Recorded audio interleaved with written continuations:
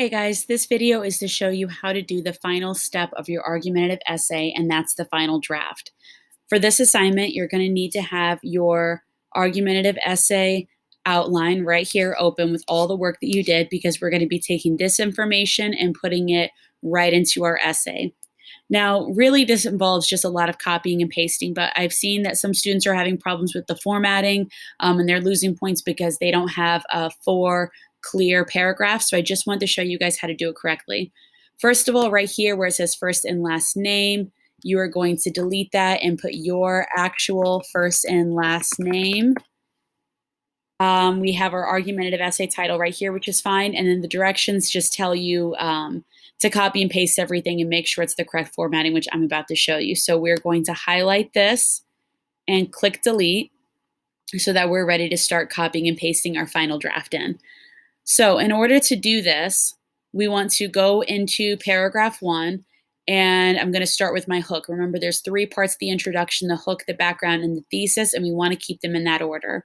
So I'm just going to highlight here, and I'm going to do Control C to copy, and then go into the final draft and hit Control V.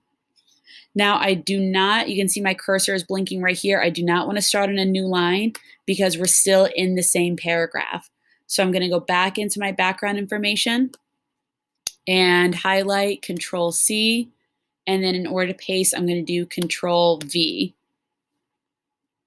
And then we're going to do the same exact thing for our thesis statement, which is very important. There we go, Control C, and then Control V to paste.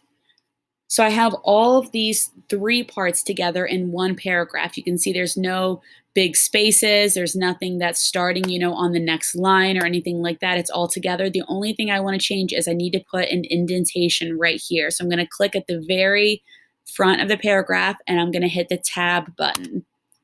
And that indents it right there. I know I see some students just hit the space button a whole lot, but all you have to do is hit the tab button, and that indents it right there. So I have my hook, my background information, and my thesis. So that paragraph's done. Now I'm going to hit enter once. And as you can see, my cursor here automatically indented there for me. Now, if yours didn't for some reason, you're going to want to hit tab, but it should indent for you. So now I'm going to do the same exact thing, but I'm going to do that with my first claim. So I'm going to start with my topic sentence. I'm going to highlight it, Control C, go over here, Control V, and I'm going to do the same exact thing for my reason and evidence. Again, I'm done with that paragraph, so I'm going to hit enter. It's already tabbed, and now I can do body paragraph number 2, copy my topic sentence, and paste reason and evidence.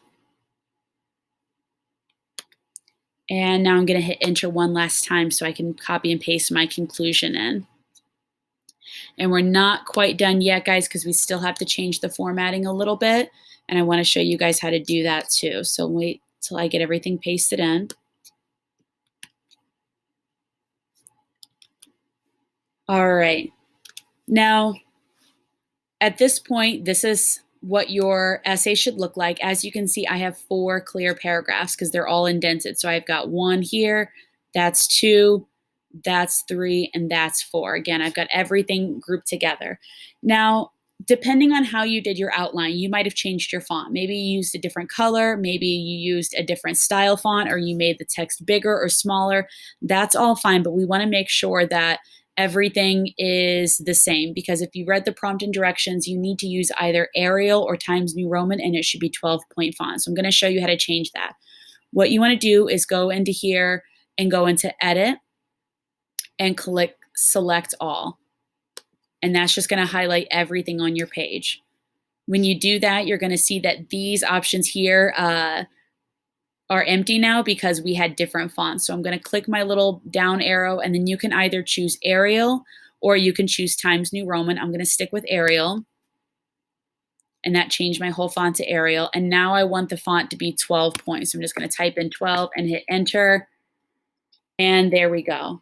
Now, if you use a different color, you can change the color right here as well. Also, a couple things with our alignment. If you click right here, you can see that this is left aligned. You can see that little left button right there, but I'm keeping my title centered. So when we highlight the title, that's centered. And then the rest of our text right here, if we highlight that, it should also be left aligned. See that button right there, left align. Do not make it centered like that because that makes it a little wonky and messes up our indentation. So we're going to make sure that stays left indented. So once your essay looks like this, the last step is to proofread. Now, I already did some proofreading when I did my outline, but there's a good chance that when you copy and paste this that you see some things that are highlighted in red or they're highlighted in blue, or sorry, underlined, I should say, instead of highlighted. That is to show you where you have spelling errors. Maybe you made a mistake with your commas, or maybe you have some sort of run-on sentence or don't use the right verb.